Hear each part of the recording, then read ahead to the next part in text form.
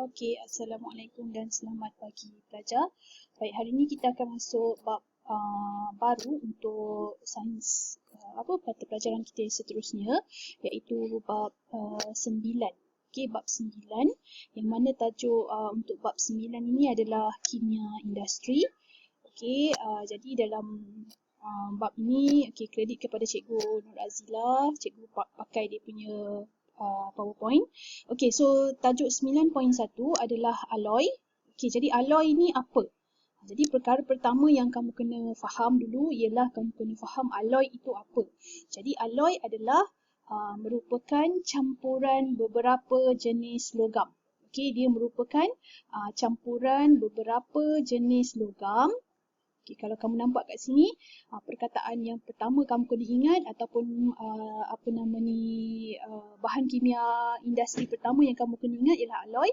Jadi dia adalah merupakan campuran beberapa jenis logam atau maksudnya logam campur logam ataupun campuran logam dan bukan logam.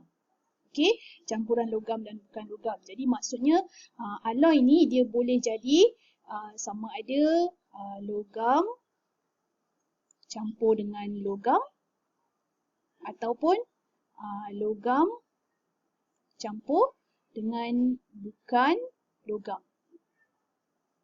Okey, jadi dua-dua ni boleh jadi komposisi bagi aloi. Okey, ada beberapa jenis aloi.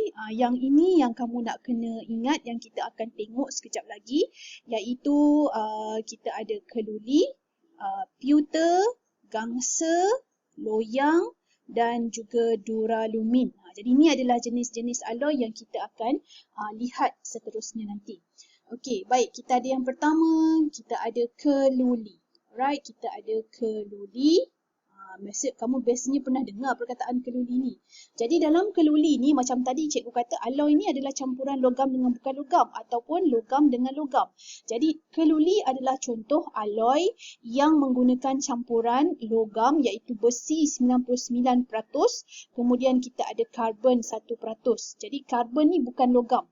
Jadi karbon ni dia ni bukan logam. Alright. So karbon ni dia bukan logam. Okey, manakala besi ni adalah logam. Besi adalah logam. Jadi keluli adalah contoh campuran logam dengan bukan logam. Jadi sifat dia apa? Sifat keluli ni adalah keras dan kuat. Kamu kena ingat sifat ini sebab dalam exam dia suka tanya sifat. Boleh keluar dalam bahagian eksperimen juga. Jadi sifat dia keras dan kuat. Kegunaan dia nak membina bangunan dan juga jambatan, membuat badan kenderaan dan landasan kereta api. Jadi semua yang berkaitan dengan kuat dan keras tu kita gunakan keluli. Okey, ni contoh keluli lah. Yang ni tengok badan dalam enjin. Okey, kemudian landasan kereta api, buat terowong. Okey, jadi perlukan untuk pembinaan lah sebab dia bersifat keras dan kuat. Okey, yang seterusnya kita ada pewter. Okey, pewter komposisi dia apa? Dia ada timah 96%, okey, kuprum 3% dan antimoni 1%. Jadi kesemua ini adalah logam. Okey, kesemua bahan-bahan yang ada dalam campuran dalam pewter ni, ini semua adalah logam. Jadi maksudnya pewter ni adalah campuran aloi yang merupakan campuran logam dengan logam. Jadi sifat pewter ni dia mempunyai sifat permukaan yang berkilau ataupun berkilat samalah, dan dia juga adalah tahan kakisan ataupun tahan karat. Okey, tahan kakisan ataupun dalam erti kata lain perkataan kakisan ini dia membawa maksud karat. Jadi dia tahan karat. Okey, tahan karat, berkilau ataupun berkilat. Samalah maksud dia. Okey, kemudian kegunaan dia adalah untuk membuat barang perhiasan seperti bingkai gambar. Contoh bingkai gambar. Okey, ni.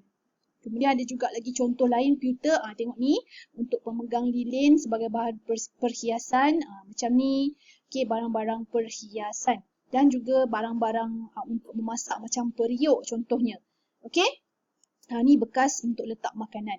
Okey, itu pewter. Seterusnya kita ada aloi yang seterusnya adalah gangsa. Gangsa. Okey, terdiri daripada kuprum 88% dan timah 12%. Jadi kedua-dua ni juga merupakan logam. Okey, gangsa adalah campuran logam dengan logam. Sifat dia keras, tahan kakisan dan warna yang menarik. Okey, warna yang menarik, warna dia cantik. Jadi kegunaan dia nak buat tugu, ukiran logam, duit shilling, pingat dan sebagainya. So kita boleh nampak contoh tu tadi tugu, kemudian duit shilling, kemudian untuk barang-barang perhiasan, ini adalah pingat sebab mempunyai warna yang menarik. Okey, seterusnya kita ada aloi yang seterusnya adalah loyang. Okey, loyang, yang mana loyang ini juga adalah campuran logam kuprum 75% dan juga zinc 25%. Baik, campuran ni dia mesti dapat 100% ya pelajar. So jadi loyang adalah contoh aloi logam campur logam. So sifat dia lebih kuat, permukaan berkilat, mudah ditempa. Mudah ditempa ni maksudnya mudah dibentuk menjadi bentuk-bentuk lain. Kemudian warnanya warna keemasan, warna cantik lah. Jadi fungsi dia ataupun kegunaan dia untuk buat kunci, tombol pintu, alatan muzik, contohnya trumpet dan juga sebagainya. Okey, ada banyak ni trumpet. Kemudian ini bentuk bekas tepak sirih ni. Okey, kunci, tombol kunci dan juga boleh digunakan sebagai peralatan memasak. Baik. Dan yang terakhir sekali, aloi yang terakhir sekali adalah duralumin. Okey, duralumin juga merupakan aloi yang terdiri daripada semua adalah logam. Aluminium, 95% aluminium, 3% kuprum, magnesium 1% dan mangan 1%. Okey, sifat duralumin ini dia ringan tetapi kuat. Okey, dia ringan tetapi kuat dan dia tahan kakisan. Jadi yang paling utama duralumin ni adalah untuk buat badan pesawat ataupun kapal terbang. Okey, badan pesawat, badan kapal terbang, badan helikopter sebab dia nak terbang, dia nak ringan tetapi dia mempunyai sifat yang kuat. Okey, so kamu boleh tengoklah. Okey, bentuk buat semua ni jet lah, kapal terbang lah. Okey, semua tu adalah kegunaan ataupun digunakan dibuat daripada duralumin. Okey. Jadi proses membuat aloi ini dinamakan sebagai pengaloyan. Jadi biasanya kenapa proses pengaloyan ini kita kena buat? Kenapa kita kena ada aloi? Jadi kebanyakan logam tulen, okey, sifatnya adalah lembut dan mudah terkakis. Tadi cikgu cakap terkakis ni dia mudah berkarat. Okey, dia lembut. Kenapa dia lembut? Kalau kita tengok kat sini, bila ini adalah susunan bagi logam tulen. Okey, susunan bagi logam tulen. Dia teratur, berlapis-lapis macam ni. Apabila daya dikenakan, maksudnya dikatalah dekat sini dia ketuk. Okey, ni kenakan daya. Kenakan daya dekat kawasan sini. Okey, dia kenakan daya pada kawasan, nampak tak? Tak nampak sangat ni. Sekejap ya. Okey. Cikgu padam, cikgu buat balik. Okey, katalah dekat sini dikenakan daya, kawasan sini tadi. Okey. Jadi bila daya dikenakan kat kawasan sini tadi, dia akan menyebabkan lapisan atom mudah menggelongsor. Nampak tak? Dia bergerak ke sana. Asalnya kedudukan dia dekat sini. Yang bulat-bulat ni tadi ni semua dekat sini. Tapi bila kita kenakan daya, bila kita kenakan daya, kita ketuk dia akan menggelongsor. So bila dia menggelongsor, maksudnya dekat sini dia akan berubah bentuk. Jadi dia lembut lah, dia senang untuk berubah bentuk. Jadi ciri ini tidak sesuai untuk menghasilkan kebanyakan benda di sekeliling kita. Sebab kita nak benda yang kuat, kita nak benda yang tahan, yang keras. Tapi ni dia lembut. Itu sifat logam tulen. Jadi proses pembentukan aloi ataupun dinamakan sebagai pengaloyan, proses pembentukan aloi ataupun pengaloyan. Pengaloyan ni maknanya proses membentuk aloi. dilakukan untuk membaiki sifat logam tulen. Jadi sifat logam tulen yang lembut ni tadi, dia lembut sebab bila kita ketuk dia senang berubah bentuk. Jadi kita tak nak sifat yang lembut macam tu. Jadi kita perlu sebab dia kenapa ni lah macam cikgu terang tadi, atom dalam logam tulen tersusun secara teratur dan berlapis-lapis.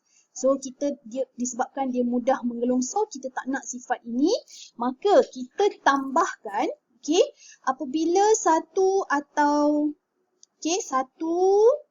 lebih unsur logam atau bukan logam yang lain dicampurkan ke dalam logam tulen. So contohnya adalah logam tulen, kemudian kita ada atom sama ada logam ataupun bukan logam, kita masukkan, kita campurkan dalam logam tulen tadi. Jadi sekarang dia dah jadi aloi. So apa yang terjadi? Bila ada atom logam lain ini, dia akan menyukarkan penggelongsoran antara lapisan atom logam tulen. Jadi yang warna coklat ni adalah logam tulen. Bila kita masukkan atom unsur asing sama ada logam ataupun bukan logam tadi, kita dapati bila daya dikenakan, bila kita kenakan daya, bila kita ketuk, lapisan atom sukar menggelongso. Sebab apa? Sebab dia dah block. Nampak ni? Dia tak boleh nak menggelongso sebab dia dah block. Lapisan atom ataupun atom unsur asing itu telah menghalang. Menghalang lapisan atom logam tulen daripada menggelongso. Jadi, ini akan menyebabkan atom unsur asing yang biasanya mempunyai saiz dia berlainan. Jadi, kan macam cikgu cakap tadilah, yang warna coklat ni kecil, kemudian yang warna kelabu ni dia besar. Dia saiz dia berlainan.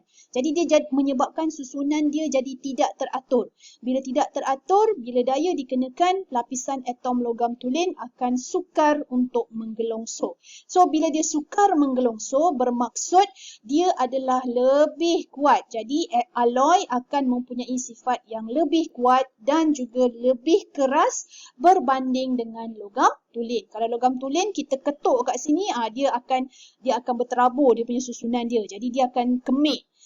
Tapi bila kita masukkan logam asing, kita ketuk, dia tak boleh nak kemik, dia tak boleh nak menggelongso.